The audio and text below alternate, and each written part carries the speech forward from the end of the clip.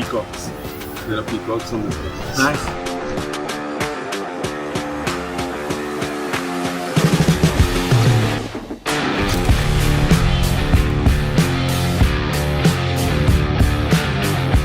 Morning. Great to see you. Where did you come? I came into Hyderabad. Is it okay? Ready? No, thanks for making it work.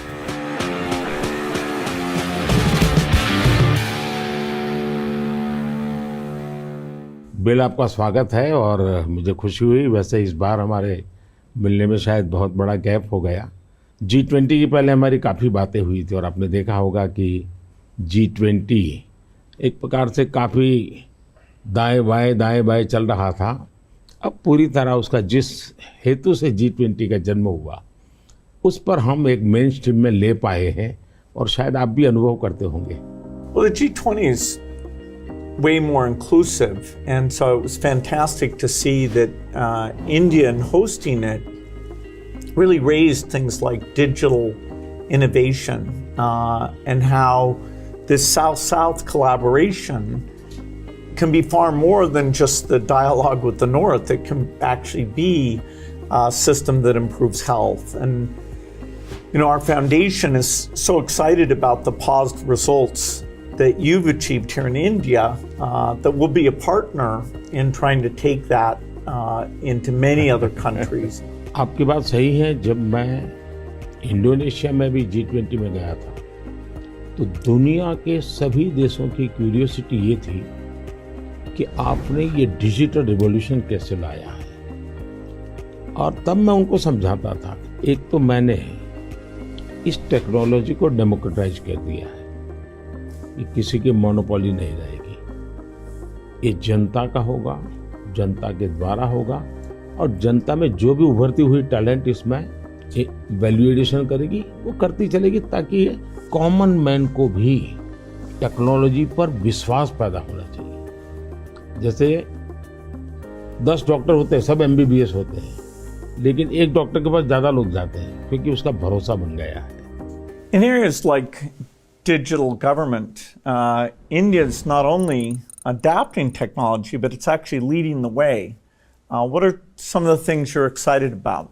Health, agriculture and education.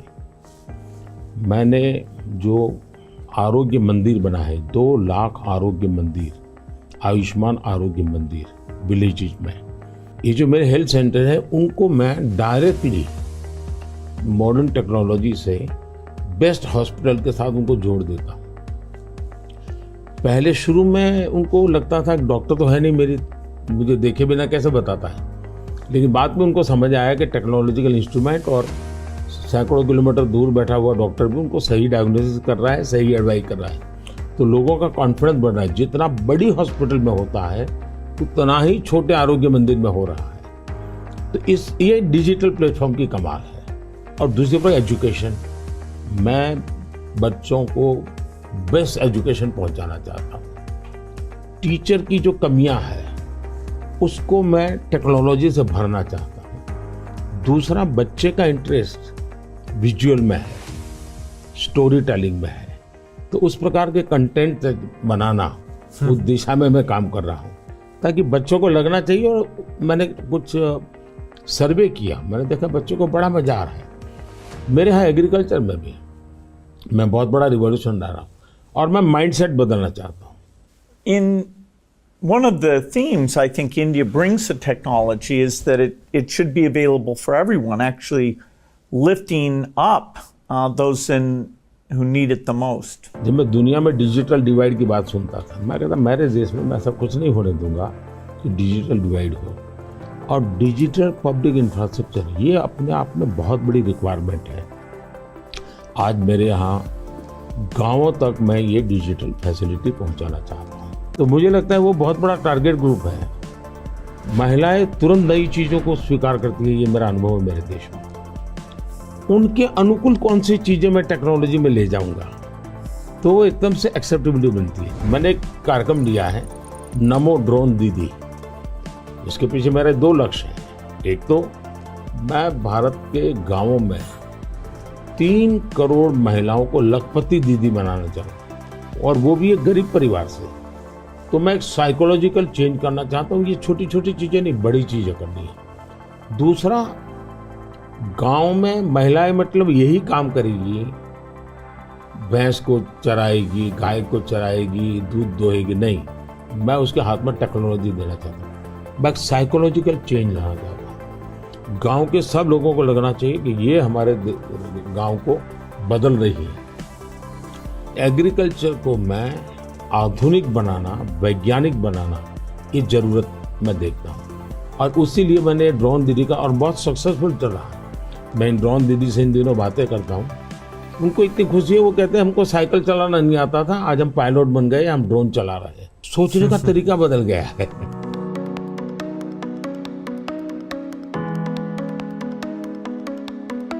मैंने African countries के बहुत से लोगों से बात की। मैंने उनको कहा कि मैं इसमें आपकी मदद करने को तैयार हूँ, क्योंकि ये सबको समान अवसर देता है और डेमोक्रेटाइज, ये उसका मेन पॉइंट है, उसको नहीं छोड़ सकते आप। अब आपने देखा होगा कोविड में दुनिया सर्टिफिकेट नहीं दे पा रही थी। मेरे यहाँ मुझे वैक्सीन लेना है तो मैं कोविन ऐप पर जाकर के कितने डिस्टेंस पर मुझे मिलेगा, कौन सा टाइम स्लॉट मिलेगा, और मेरा सर्टिफिकेट भी मुझे within fraction of second मिल जाता था। और कोविन मैंने ओपन सोर्स कर दिया था, कोई भी उसका उपयोग कर सकता है। तो ये मेरा होगा, उसका कारण डिजिटली बहुत लाभ हुआ है मेरे देश में। और हम शायद जो इंडस्ट्रियल रिवॉल्यूशंस हुए, फर्स्ट सेकंड, हम पीछे रह गए क्योंकि हम गुलाम थे।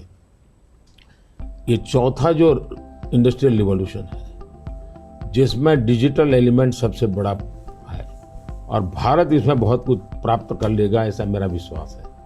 Yeah, I think the key point is that the digital infrastructure just gets keeping richer. You know, a lot of people know about the identity system and the digital payment systems, and that the government, by taking virtually all the government payment programs now and digitizing those, that alone saved a lot of money, and it created access on a more equal basis. But now as you're moving into the different areas, advice for farmers, registering their land, tutoring for kids, and the health records, connecting all of those, that's kind of a second phase. And we're just at the beginning now of the third phase, where these advances in artificial intelligence will come on top of that and make the value even better. आपने सही कहा, AI का महत्व बहुत है। और मैं तो कभी कभी मजाक में कहता हूँ, हमारे देश में माँ को आई बोलते हैं, माता को बहुत से राज्यों में भाषा बोलते हैं आई। अब मैं कहता हूँ हमारे यहाँ बच्चा पैदा होता है तो आई भी बोलता है, AI भी बोलता है। वो इतना एडवांस हो गया है। अब देखिए मैं कैसे उपयोग करता हूँ, मैं आपको बताऊँ, जिसको देखकर आपको भी खुशी होगी कि कॉमन मैन कैसे AI का उपयोग कर सकता है। जैसे मैंने G20 में AI का बहुत उपयोग किया। मेरे पूरे G20 का परिसर था, उसमें पूरा का पूरा AI का उपयोग करके सारे इंटरप्रिटेशन की व्यवस्था मैंने AI से की। मैंने मेरे सभी ड्राइवर्स को मोबाइल फ़ोन पर ऐप डाउनलोड करवा दिया, उसके साथ बैठे हुए गेस्ट उनको करवा दिया। मान लीजिए वो फ्रेंच भाषा जानते हैं तो ड्राइवर के पास ऐप में फ्रेंच की व्यवस्था थी, वो ड्राइवर के साथ फ्रेंच में बोलते थे, ड्राइवर अपनी लैंग्वेज में सुनता था, ड्राइवर अपनी लैंग्वेज में जवाब देता था। यानी ड्राइवर के साथ कम्युनिकेशन किसी भी लैंग्वेज में वो कर सकते थे। मैंने अभी एक प्रयोग किया, मैं काशी तमिल संगम में कार्यक्रम करता हूँ, तो काशी में तमिलनाडु के लोग आए हुए थे, तमिल भाषा मैं बोल नहीं सकता हूँ, तो मैंने AI का उपयोग किया। मैं हिंदी में बोला और सबने मेरा भाषण तमिल में सुना AI के द्वारा। To see how I'm using my Namo app, और मैं AI का बड़ा उपयोग करता हूँ और मेरे लिए पूरे देश में बहुत काम आता है। ये मेरा फोटो बूथ है। अब आप सेल्फी ले लीजिए इस पर, टेक द सेल्फी।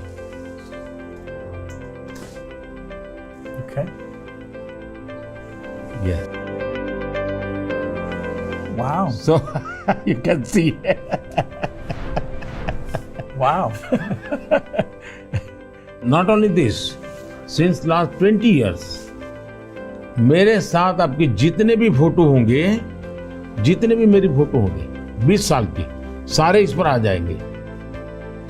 कभी और किसी पब्लिक फंक्शन में मान लीजिए आपका एक 1/10 पार्ट दिख रहा है, तो वो फोटो में भी अगर मैं दिखता हूँ और आपका 1/10 भी दिखता है, वो भी उसको वो रिकॉग्नाइज करके ले आता है। तो आज टेक्नोलॉजी का कैसे उपयोग हो सकता है, और मैं मानता हूँ कि इस प्रकार के प्रयोग हमें वैल्यू एडिशन करते हैं। अब पहले क्या होता था, मैं कहीं जाता था, कोई फोटो मांगता था, देते थे। आज मैं कहता हूँ भाई तुम AI पर जाओ, मेरे नमो ऐप पर जाओ, फोटो बूथ में जाओ, खुद की सेल्फी ले लो, आपको आपके साथ मेरा जितना भी फोटो होगा कि कोने में आप खड़े होंगे तो भी मिल जाएगा। तो हमने थोड़ा रोजमर्रा की जिंदगी में लोगों की मदद करने के लिए उपयोग करना चाहिए। तो मेरी कोशिश होती है कि पहले उसको कंफर्ट लेवल देना, उसको लगना चाहिए हाँ यार ये तो मेरे काम का है। जब काम में होता है तो फिर उसको इनोवेशन करता है, वो नई चीजें जोड़ देता है। I'd love to hear your view on how India sees AI. अगर हम AI को एक मैजिक के टूल के रूप में उपयोग करेंगे तो शायद बहुत बड़ा अन्याय हो जाएगा। या AI का उपयोग अपने आलसीपन को बचाने के लिए मैं करता हूं कि भाई मुझे किसी को चिट्ठी लिखनी है, मैं ड्राफ्ट नहीं करूंगा, मैं ChatGPT को कह दूंगा कि मेरी चिट्ठी ड्राफ्ट करके दे दो, तो ये गलत रास्ता है। मुझे तो ChatGPT के साथ कंपटीशन करना चाहिए, मैंने उसके साथ लड़ाई लड़नी चाहिए कि नहीं तुम ठीक नहीं कर रहे हो, तुम ये शब्द की जगह ये क्यों नहीं लाए, तो मैं AI से आगे जाने की कोशिश करूं। अब जैसे हमारे यहाँ बहुत सारी लैंग्वेजेज हैं, बहुत सारी बोलियां हैं, मैं AI को कहता हूं आप इन बोलियों को पकड़िए। मेरे एस्ट्रोनॉट्स को इंट्रोडक्शन के लिए गया था, तो हमारे एस्ट्रोनॉट्स किस प्रकार से काम करने वाले थे, तो रोबोट से मैं बात कर रहा था। मैंने रोबोट से काफ़ी बातें की और मैंने देखा कि और मैं अलग अलग टोन में बोलता था, थोड़ा लहजा बदल के बोलता था, और मैं देख रहा था कि वो मुझे प्रॉपर रिस्पॉन्ड कर रहा था। फिर मैंने उसका नाम बदल करके पूछने की कोशिश की, तो फिर उसने रिस्पॉन्ड नहीं किया। तो मैंने कहा आपका AI, मैंने 3 मिनट 4 मिनट बात किया, अभी तक वो मेरी आवाज़ को रिकॉग्नाइज नहीं कर पाया। जब तक मैं उसका नाम नहीं बोलता हूँ वो मुझे रिस्पॉन्ड नहीं कर रहा। मैं वो चाहता हूँ कि मेरे आवाज़ को सेंस करे, और भले ही मैं उसका नाम न बोलूँ लेकिन वो मेरे से बात करे। तो उन्होंने कहा ठीक है विल डू दिस। तो मैं हर बार नई चैलेंज देता रहता हूँ। Yeah, it's early days in AI, and I think everyone who uses it, in the same day you're surprised at how good it is, and you're also surprised at how bad it is. It'll do things you think are hard, and then it'll fail to do some things you think are easy. I started my trip here in Hyderabad, which was a nice occasion because Microsoft is celebrating 25 years in the country, and that's been such a fantastic experience. So I was definitely challenging the team there. Hey, we have to make the accuracy better.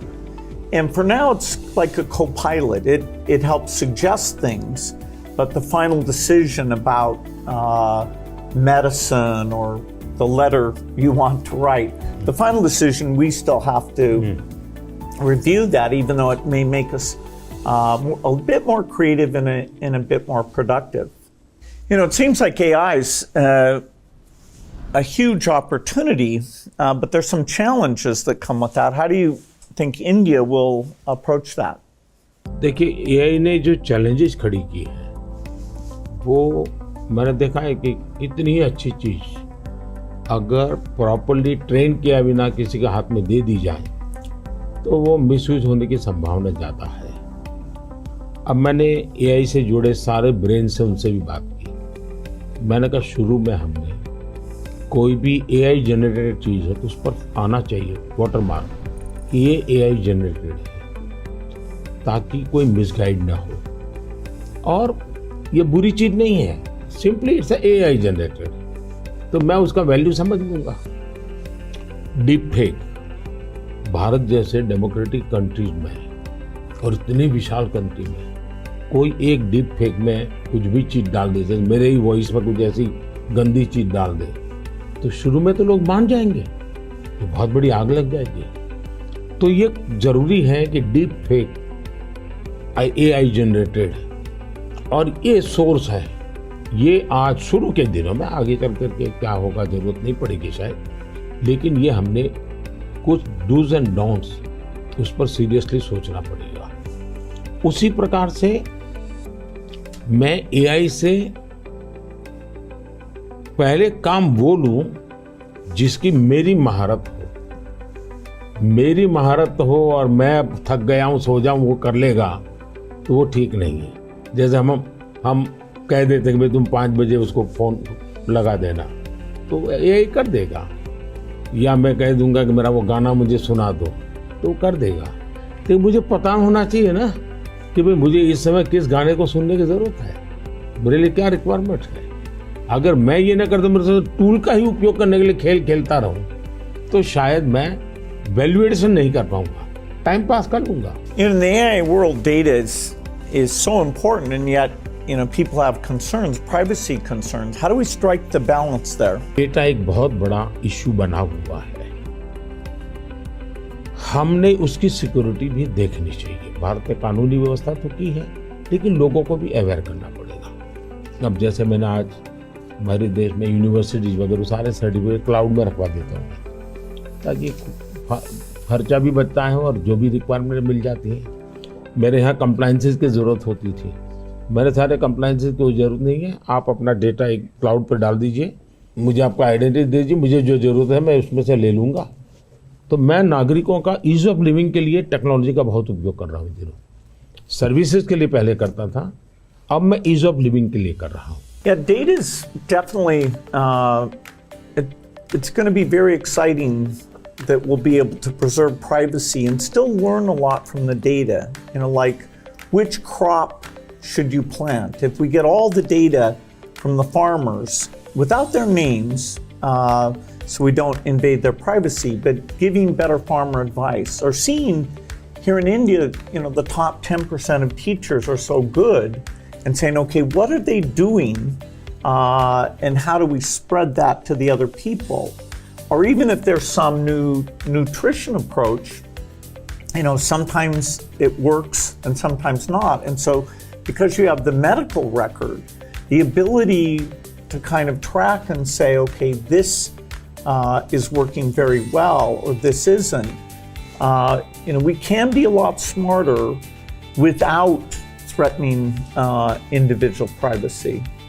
मैं इसको दो तरह, एक हमें common man को भी quality data के लिए ट्रेन करना पड़ेगा। हमारे डेटा में क्वालिटी होनी चाहिए, क्लैरिटी होनी चाहिए।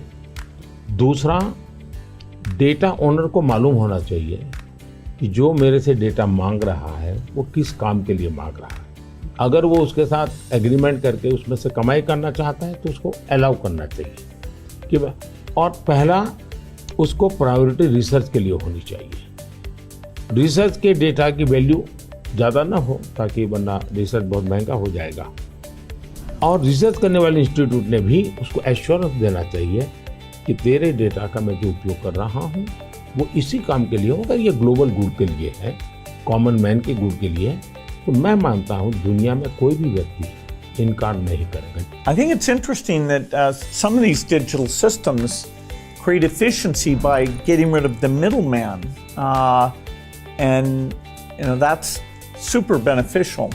मैं तो कभी कभी कहता हूँ कि मैं ऐसी सरकार चलाना चाहता हूँ एज फार एज मध्यम वर्गीय जो वर्ग है उसकी जिंदगी से सरकार बाहर निकल जाए, उसकी जिंदगी में सरकार की कोई ज़रूरत ही ना हो। जो गरीब है जिसको सरकार की ज़रूरत है वहाँ सरकार भरपूर हो, लेकिन जिसको कोई ज़रूरत नहीं, बिना कारण सरकार जा कर के उसको कोई ये लाओ वो लाओ, ये करो वो करो करती रहती है, तो वो बंद हो जाएगा।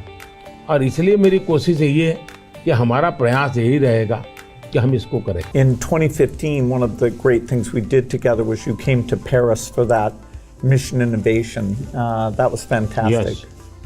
क्लाइमेट के संबंध में हम दोनों के विचार एक ही प्रकार के हैं और आपने बहुत सक्रियता से भूमिका भी अदा की। तो उस समय ओबामा, आप, मैं और फ्रांस के प्रेसिडेंट हम मिले थे और तब हम लोगों ने डिटेल में चर्चा की थी हम इसको वे फॉरवर्ड कैसे ले जाएं। लेकिन दुर्भाग्य से वो बात ज़्यादा आगे चली नहीं। लेकिन G20 के बाद क्लाइमेट को लेकर एक वातावरण बना है कि भाई सब लोग अपनी अपनी जिम्मेवारी अदा करेंगे। तो जो हमने बीज बोए थे और जिसमें आपकी भी बहुत बड़ी भूमिका थी, वो अब कुछ वटवृक्ष के रूप में सामने आएगा, ऐसा मुझे लग रहा है। मैं समझता हूँ क्लाइमेट एक ऐसा विषय है, जरा खुले में जाकर के हम लोग बात करते हैं।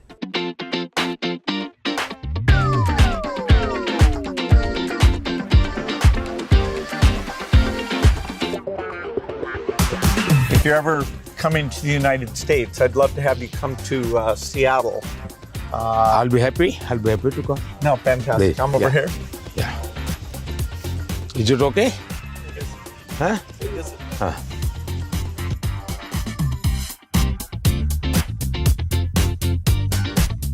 क्लाइमेट को लेकर के हम बात कर रहे थे। भारत, मुझे बहुत खुशी है कि हम रिन्यूएबल एनर्जी के क्षेत्र में बहुत तेजी से आगे बढ़ रहे हैं। सोलर एनर्जी, विंड एनर्जी, हम काफ़ी काम, हम न्यूक्लियर के अंदर काफ़ी तेजी से आगे बढ़ना चाहते हैं।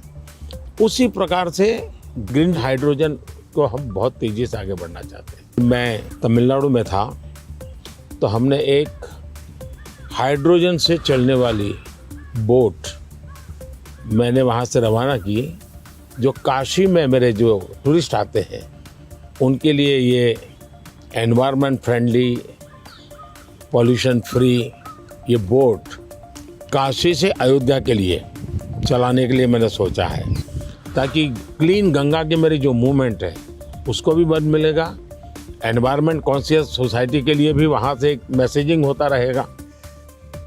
Well, India brings to the climate change a rich history of caring about the environment. How do you see connecting those? हमारे यहाँ रीयूज, रिसाइकल ये हमारे नेचर में है। अब देखिए ये जो जैकेट है ये रिसाइकल मटेरियल का है, लेकिन ये रिसाइकल मटेरियल की भी विशेषता है। इसकी विशेषता ये है, जो टेलर के यहाँ कपड़े के टुकड़े निकलते हैं ये सारा वेस्ट इकट्ठा किया हुआ है, फिर जो पुराने कपड़े हैं उसको भी इसमें लिया हुआ है और 30-40% वेस्ट प्लास्टिक बोतल को लिया हुआ है और उन सबको रिसाइकल करके ये कपड़ा बना है। Yeah, the innovation both here in India and the world is coming along. Are the goals that we set, staying below 1.5 degrees, we probably will miss that. Even 2 degrees isn't going to be so easy. And the thing you and I really emphasized in Paris is the need for innovation. If the green approach can be made as cheap or cheaper than the old approach, then the adoption will be very good. If it's more expensive, it's not clear who's going to be willing to pay for that. Should the rich countries pay for that? It's not fair to tell India to slow down, building basic infrastructure just because the West had those emissions. But you'll have to have some adaptation because there will be some warming, particularly which farmers will have to take into account. मुझे लगता है कि हमने 2-prong strategy की तरफ जाना चाहिए। एक तो है इनोवेशन, और इनोवेशन में हमारी जो रिक्वायरमेंट्स हैं वो क्लाइमेट फ्रेंडली कैसे हो, नेचर फ्रेंडली कैसे हो, उसमें इनोवेशन हो।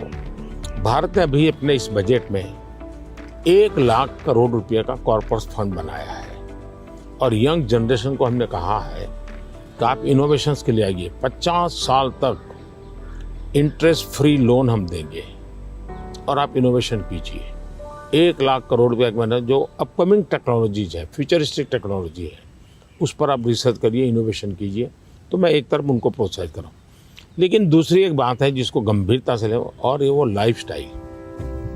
और इसलिए मैंने मिशन लाइफ शुरू किया है। और मैं जब लाइफ कहता हूँ तब लाइफस्टाइल फॉर एनवायरनमेंट, क्योंकि हमारी रोजमर्रा की जिंदगी में अगर हम क्लाइमेट फ्रेंडली लाइफस्टाइल स्वीकार नहीं करते, प्रो नेचर हम जीवन नहीं जीते हैं, तो हम बाहरी कितने ही प्रयास क्यों न करें, हम नए नए इनोवेशन करेंगे, नई नई चीजें जोड़ते जाएंगे, हम अपनी जिंदगी को ऐसी कैसे बनाए। अब हमारा मुसीबत क्या है, हमारा प्रगति का आंक क्या, तो भाई कौन सा देश कितना स्टील उपयोग करता है, कौन सा देश पर कैपिटल कितना एनर्जी कंज्यूम करता है, उसके आधार पर उस देश की इकोनॉमी में जा। अगर ये पैरामीटर रहेंगे तो फिर वो इलेक्ट्रिसिटी कंज्यूम करने के लिए कोशिश करेगा, स्टील कंजम्पशन की कोशिश करेगा, फिर स्टील उत्पादन के लिए लगेगा, तो स्टील उत्पादन में कार्बन का प्रॉब्लम करेगा। मतलब हमने हमारी सोचने के तरीकों बदलना पड़ेगा। जब सोचने के हमारे पैरामीटर, जिंदगी के पैरामीटर, प्रगति के पैरामीटर हमने क्लाइमेट फ्रेंडली बनाने चाहिए। आज हमारे प्रगति के सारे पैरामीटर एंटी क्लाइमेट है। बिजली कंजम्पशन के आधार पर प्रगति नापी जाती है, स्टील कंजम्पशन के आधार पर प्रगति नापी जाती है। Yeah, I've been interested in your discussions about green GDP. Update me on your thinking. मैं तो कहता हूँ दुनिया को ग्रीन जीडीपी के कंसेप्ट को डेवलप करना चाहिए कि भाई तुम्हारी टोटल जीडीपी में ग्रीन जीडीपी कितनी है, टोटल रोजगार में ग्रीन रोजगार कितने हैं। हम एक नया आखिर टर्मिनोलॉजी बदलनी चाहिए दुनिया की। तो मैं समझता हूँ कि समस्या का समाधान हो सकता है, लेकिन अगर मैं कहूँगा मैं तो जितना उपयोग करता हूँ करूँगा, मैं तो इतनी बिजली उपयोग करूँगा, मैं इतना पानी बर्बाद करूँगा, मैं ये करूँगा। Now, getting consumers involved in this, where they prefer the product that's the clean product when they're buying a car, when they're buying any product, and changing their food consumption. You know, even if they don't go all the way to be a vegetarian, they can eat less beef and more chicken, or less chicken and more fish. You know, they can moderate quite a bit, and you know, we know that also has some health benefit as well. Not only that, मैं तो कहता हूँ vegetarian में भी सोचने की improvement जरूरी है। वेजिटेरियन में जैसे मिलेट, मैं यूएन के साथ मिलकर के मिलेट ईयर मनाया। मिलेट का फायदा यह है कि एक तो बिल्कुल बंजर भूमि में मिलेट पैदा होता है, मिनिमम पानी चाहिए, कोई फर्टिलाइजर नहीं चाहिए, और ये सबसे उत्तम प्रकार का फूड है, ये सुपर फूड है। अगर हम मिलेट को प्रमोट करते हैं तो वेजिटेरियन होने के बावजूद भी बहुत सी चीजें हैं जो ज्यादा नुकसान करने वाली है, उसमें भी अगर मिलेट पर शिफ्ट करते हैं तो बहुत फायदा हो सकता है। Yeah, when I was in Odisha, they were talking about how millet had been popular a long time ago, and then it came out of favor, and now there's a joint program with the foundation and the government. It's coming back up, and they even took me to some shops where the women were there showing these very nutritious, and actually they tasted good to me, millet crops. So that's a good message for the world. मैं देख रहा हूँ जी, millet में इतना बढ़िया production आना शुरू हो गया, अच्छी अच्छी कंपनियां मिलेट प्रोडक्ट में आ गई, और एक प्रकार से उसका वैल्यूएशन हो गया। मैं और कॉमन अब फैशन हो गई। हमारे यहाँ 5 स्टार होटल में जाइए तो मिलेट का मेनू अलग देते हैं, नॉर्मल वेजिटेरियन फूड का मेनू अलग देते हैं, और ज़्यादा तो लोग मिलेट मेनू और उसके कारण मेरे छोटे किसान की इनकम भी बढ़ी है और पानी बहुत बचत हो रही है, तो बहुत बड़ा फायदा होने लगा है। Well, during the pandemic, you know, it was fantastic that the vaccines got invented, and India made a lot of those. Sadly, in many countries, the fear of vaccination and even rumors about vaccines became a big problem. And you had actually very little of that here in India. So I'm curious, how did you manage the communication, and why do you think it came out better here? बहुत ही बढ़िया सवाल आपने पूछा है। एक तो मैंने virus के खिलाफ ये लड़ाई जो है, ये हम सबकी है, ये लोगों को प्रशिक्षित करने पर बल दिया। ये वायरस वर्सेस गवर्नमेंट नहीं है, ये लाइफ वर्सेस वायरस की लड़ाई है। ये पहली मेरी फिलॉसफी थी। दूसरा, मैं डे 1 से कम्युनिकेट करने लगा सबसे डायरेक्ट, मेरे देश के लोगों से बात। मैं खुद सारे प्रोटोकॉल पब्लिकली फॉलो करने लगा। सब चीजें पब्लिकली मैं उदाहरण के रूप में जाने लगा लोगों के सामने। फिर मैंने कहा भाई ताली बजाओ, थाली बजाओ, दिया जलाओ।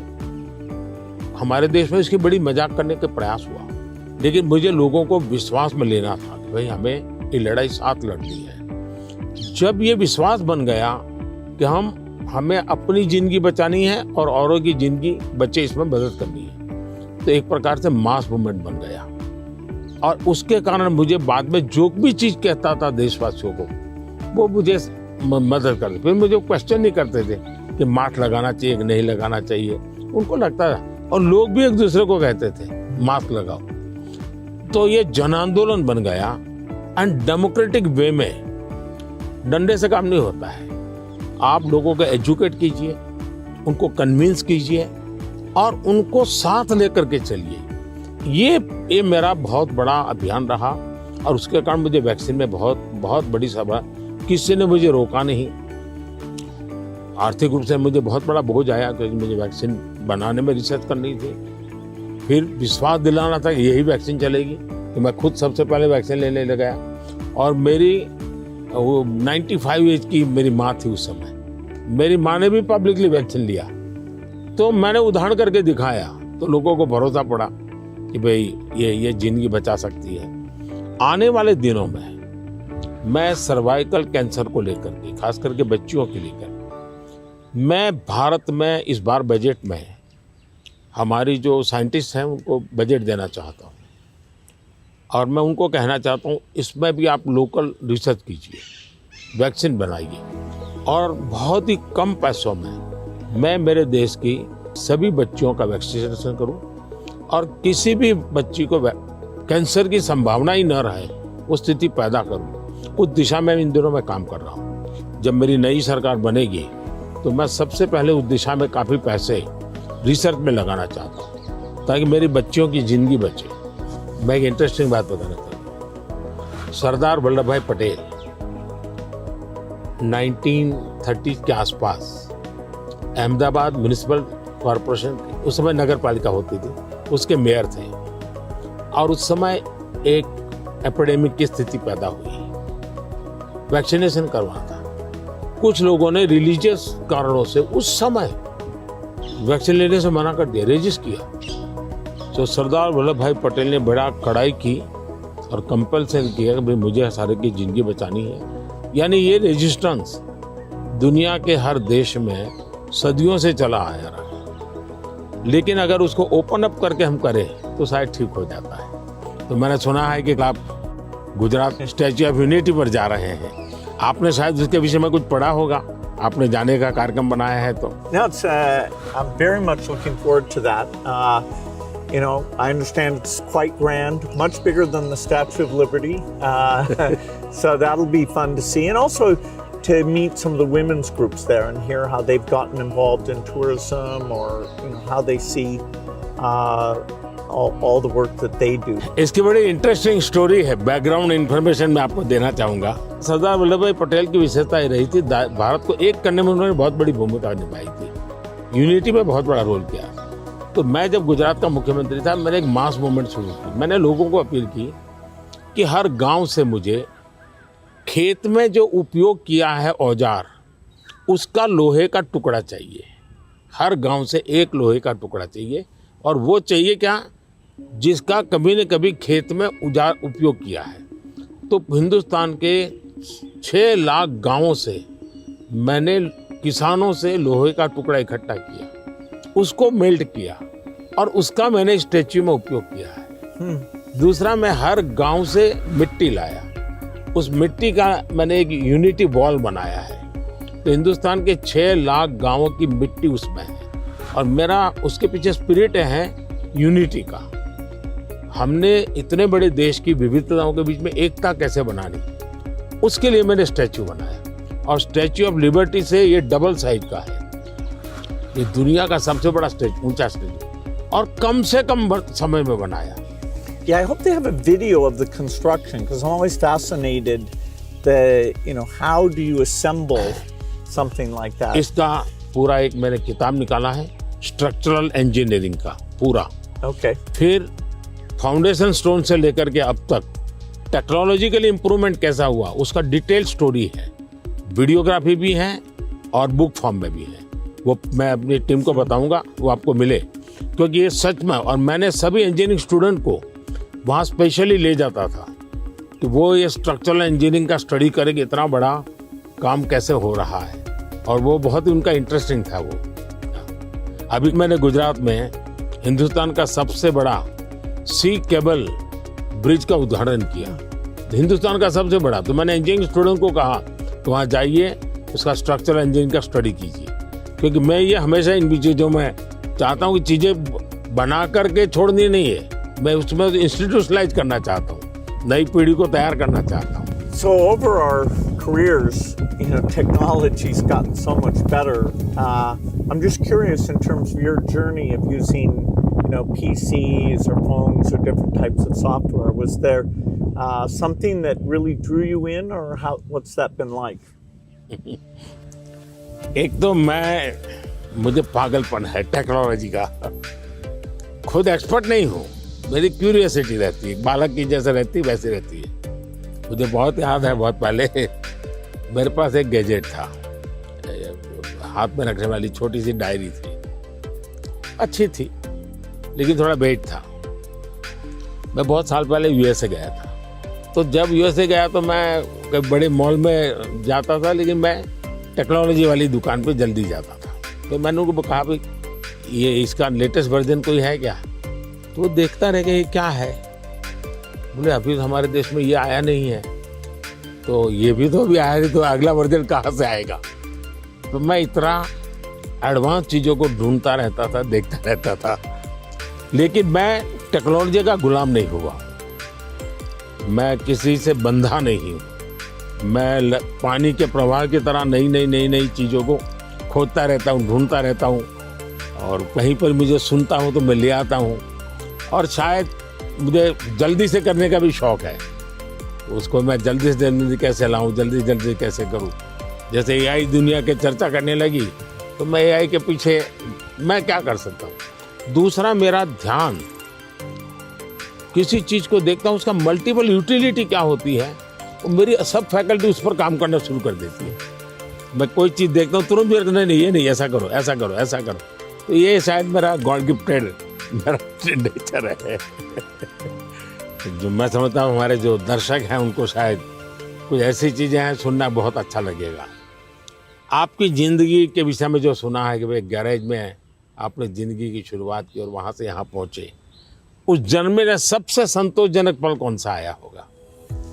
I'm so lucky. I was born at a time when the chip miracle happened.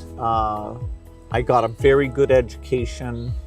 I have kind of an optimistic view, so dropping out of school to take risk didn't seem that dangerous to me. I have to say, though, the most exciting thing is when you see people using the technology. When you go into a classroom and you see people using it.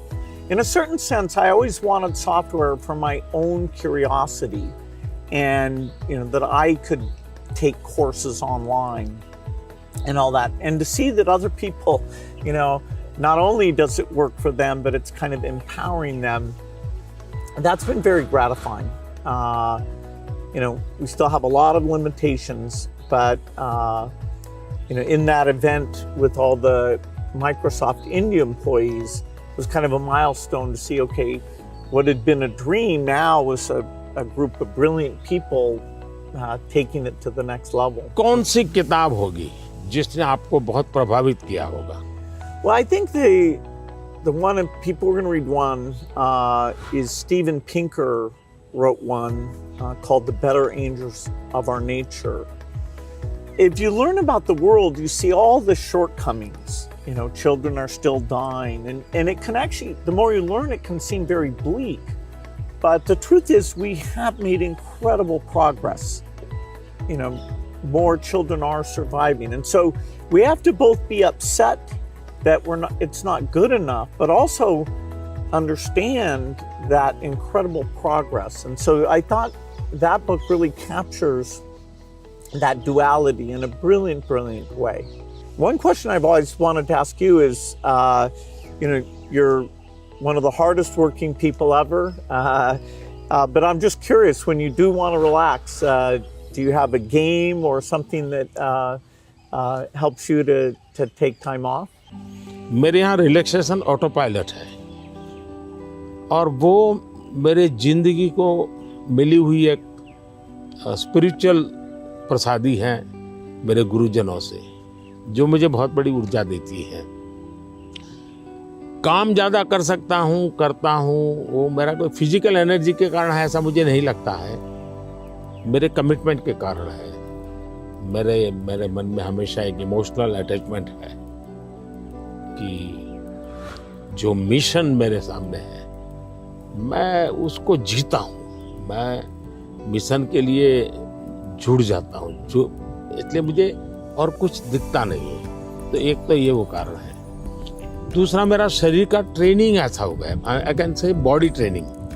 जैसे मेरी बहुत कम नींद है, मैं late night तक काम कर सकता हूँ, मैं आज भी बहुत जल्दी उठ जाता हूँ और मैं हमेशा फ्रेश रहता हूँ।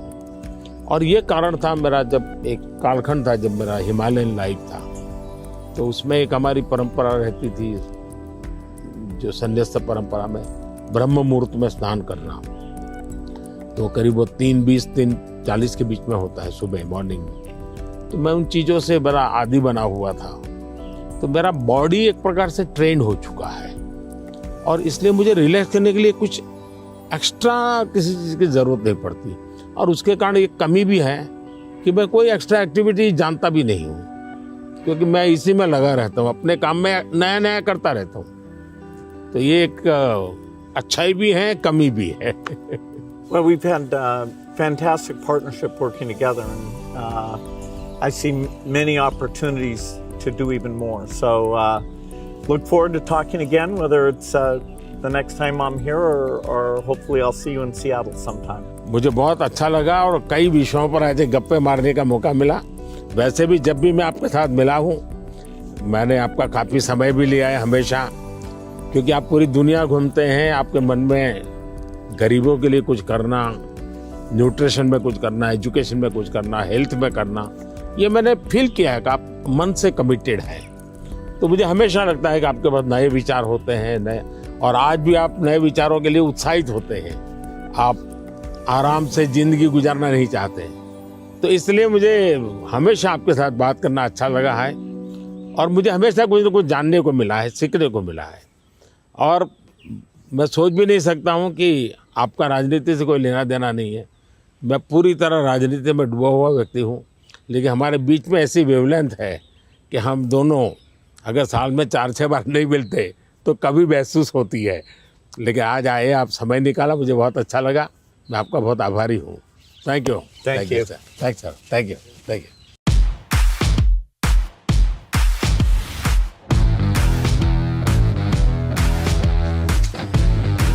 These are some nutrition books. Finally, we're making progress on nutrition. Yes. Thank you.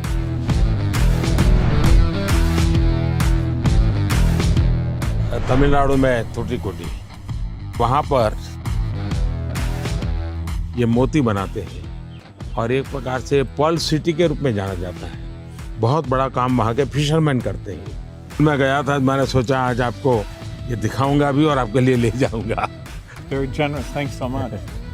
Bharat में वैसे टेराकोटा एक बहुत पुरानी परंपरा है, लेकिन ये तमिलनाडु का आर्ट है।